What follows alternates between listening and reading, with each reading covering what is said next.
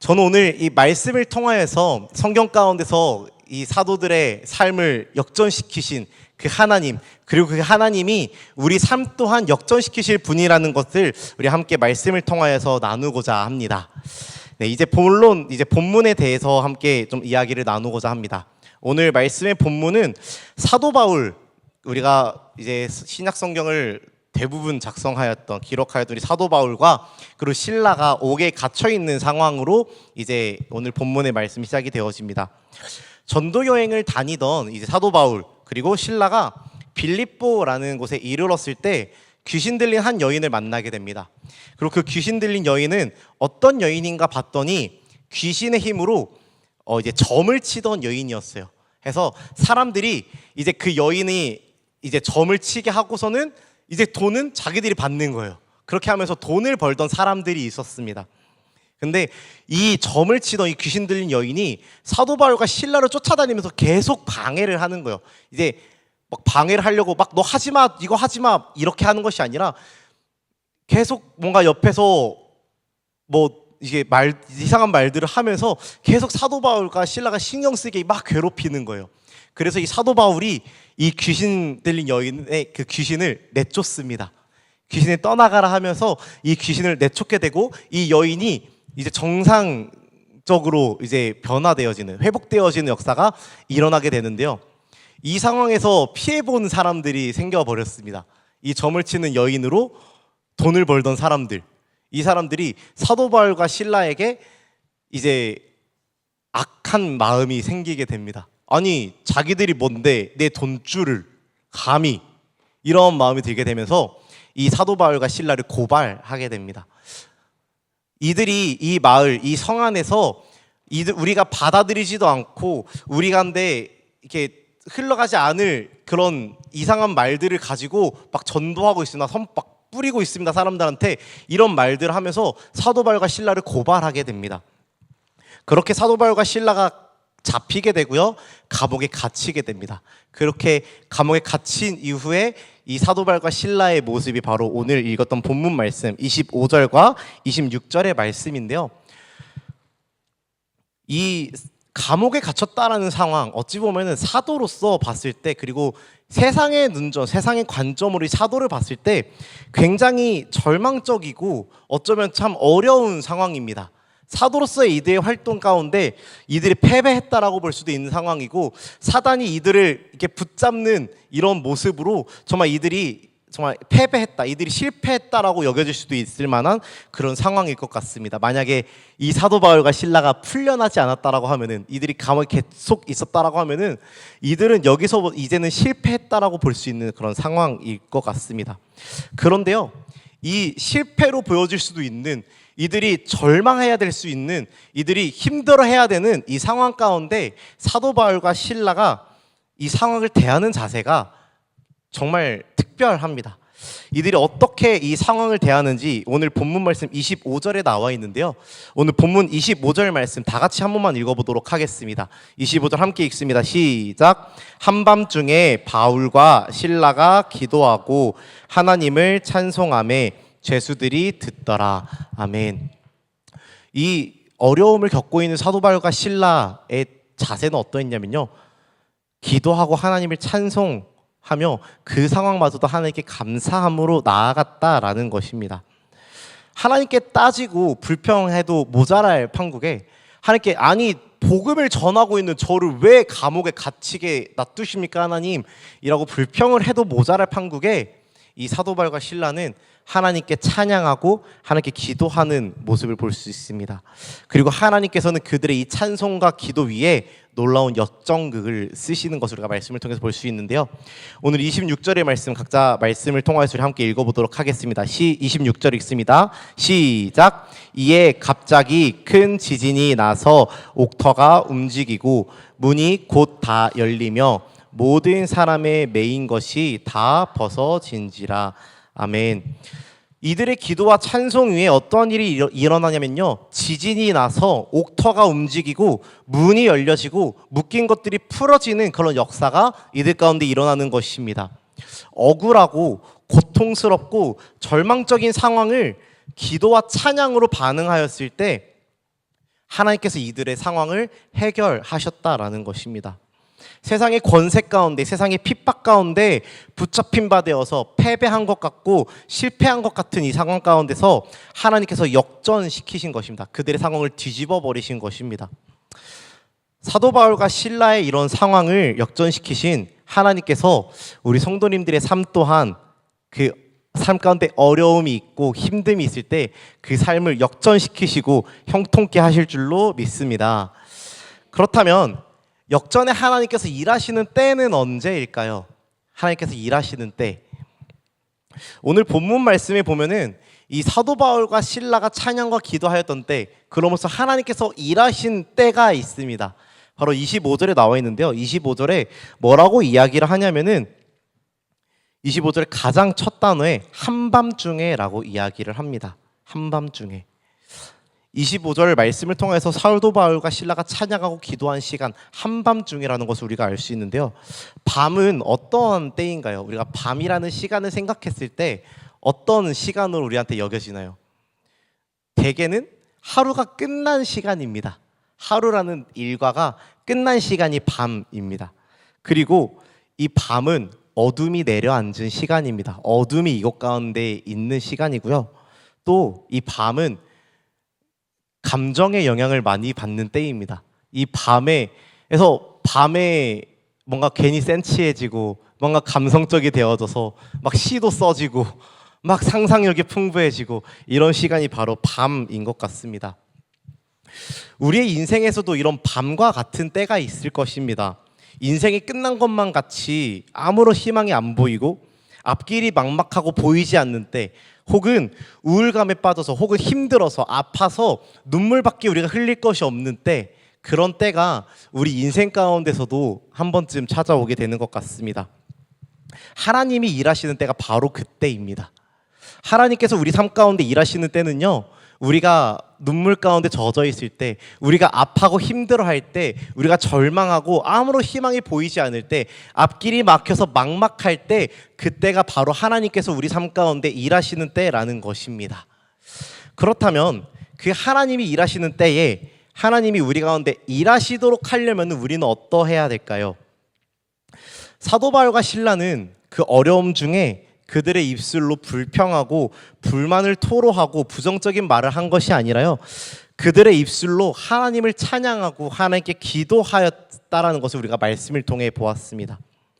어두운 밤중에 하나님의 일하심이 내 삶에 일하시도록, 내 삶에 임하도록 하는 방법, 그것은 바로 기도하고 하나님을 찬양하고 하나님께 감사하는 것이라는 것입니다. 절망적인 상황, 그리고 어려운 상황 가운데서 이를 해결해 주실 수 있는 하나님께 우리는 먼저 기도로서 나아가야 됩니다. 우리의 어려움을 하나님께 토로하고 우리가 가지고 있는 어려운 마음들을 하나님께 고백하면서, 하나님, 제가 이렇게 어려운 상황 가운데 놓여 있습니다. 제 상황을 주여 돌아봐 주시옵소서라고 하나님께 기도함으로 나아가야 된다는 것입니다. 근데요, 이렇게 어려움 중에 기도하는 거는 아무나 다 할 수 있습니다. 사실 어려울 때 도움을 구하는 거는 누구나 다 할 수 있어요. 옛날에 우리나라가 어려울 때, 혹은 옛날 과거들 이렇게 살펴보면은 뭔가 막 누가 아플 때, 혹은 집안에 어려운 일이 있을 때 그런 거 있잖아요. 그 그릇에다 물 떠놓고 비나이다 비나이다 하면서 기도하던 그런 모습들. 어려울 때 누구에게든지 가서 기도하는 것은 누구나 다 할 수 있는 일입니다. 그런데요, 사도 바울과 실라가 한 모습 중에 이 기도 말고 다른 모습이 있습니다. 바로 찬양입니다.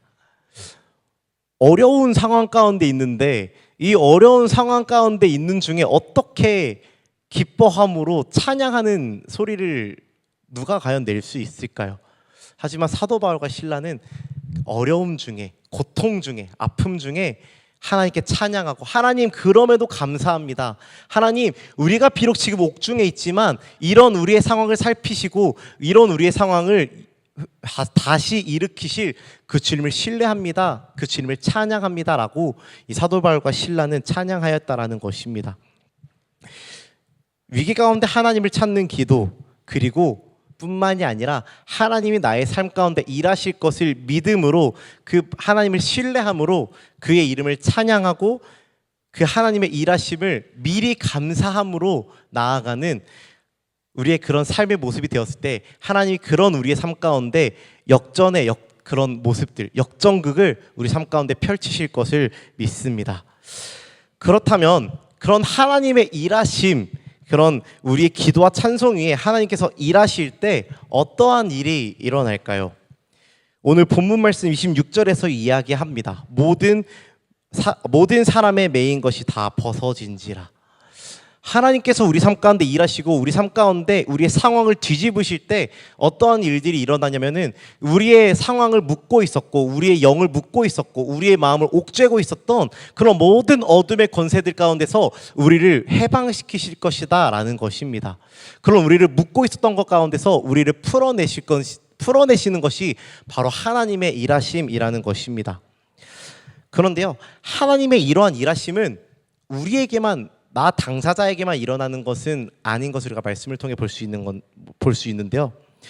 오늘 말씀에서 뭐라고 이야기하냐면은 모든 사람의 매인 것이라고 이야기를 합니다. 사도 바울과 실라의 매인 것이 아니라 모든 사람의 매인 것을 다 풀어내셨다라고 하십니다. 우리가 어려움 가운데 하나님을 찾고 하나님을 의지하였을 때, 하나님을 신뢰함으로 하나님을 찬양하였을 때, 하나님을 도우심을 구하는 기도를 우리가 나아갔을 때 어떤 일이 일어나냐면은 나뿐만이 아니라 우리가 거하는 그것 가운데 묶인 모든 것들을 하나님께서 풀어내신다라는 것입니다. 우리가 이 말씀을 의지함으로 살아가길 소망합니다. 우리가 이 말씀을 의지함으로 정말 내가 거한 모든 그 지경을 하나님께서 풀어내실 것들을 기대함으로 하나님께 기도하고 하나님께 찬양하는 우리 여러분들의 삶이 되기를 간절히 소망합니다. 그리고 그 가운데 하나님께서 강력하게 일하시기를 소망합니다. 이제 말씀을 좀 정리해 보겠습니다. 오늘 말씀은 사도 바울과 실라의 감옥에 있는 상황 가운데서 펼쳐집니다. 감옥에 갇혀져 있는 상황, 막막하고 답답하고 어떻게 될지 모르는 아무런 희망이 보이지 않는 그런 상황 가운데서 하나님은 그 상황을 역전시키시는데요. 그 하나님이 역전시키시는 때는 언제였냐면은 그들이 갇혀 있는 때, 그리고 한밤중에였다라는 것입니다. 혹 지금 삶 가운데 막막하고 답답하고 앞이 보이지 않아서 한 걸음을 내딛는 것조차도 두렵고 내 삶 가운데 어둠이 깔려져 있다라고 생각되시는 분들 계십니까? 그때가 바로 하나님이 일하시는 때입니다. 하나님이 바로 여러분의 삶 가운데 개입하시는 때입니다.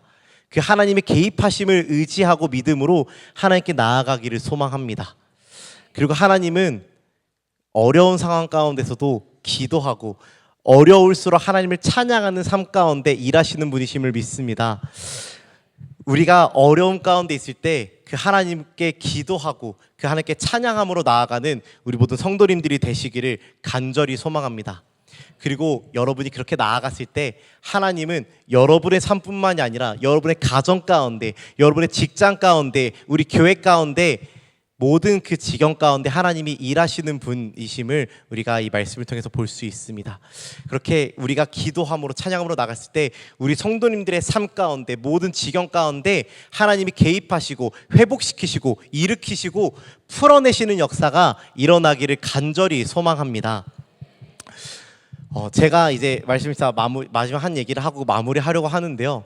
제가 이제 사실 다른 말씀을 좀 준비를 했었습니다. 금요일까지는 다른 말씀을 준비를 했었어요.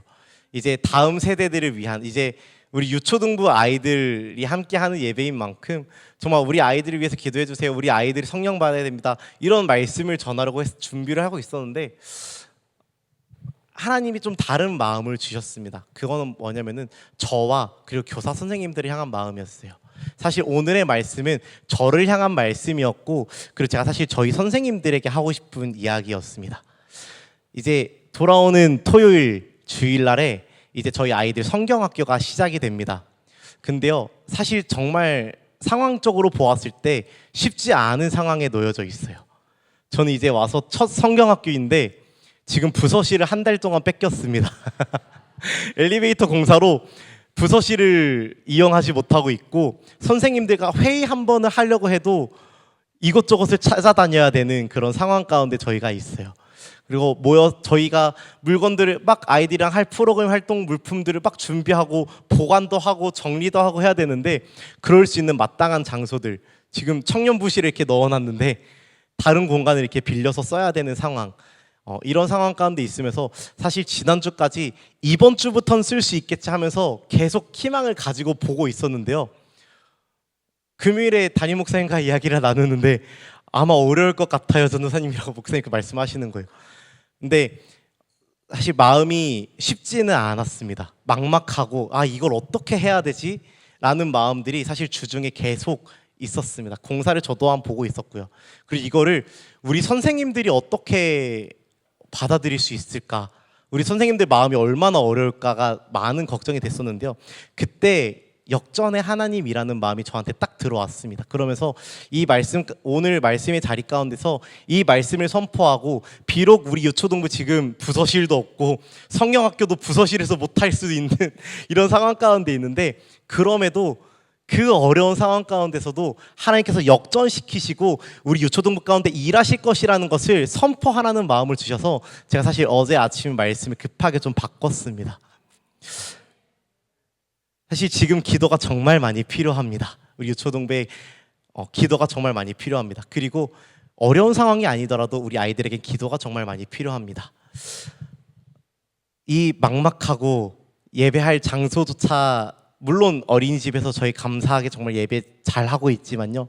우리가 원래 예배하던 장소를 잃어버린 이런 막막한 상황 가운데 우리 선생님들이 마음을 놓치지 않도록 그리고 오히려 이러한 어려운 상황일 때 하나님께서 우리 초동 가운데 강하게 일하실 수 있도록 우리 성도님들의 많은 기도가 필요합니다.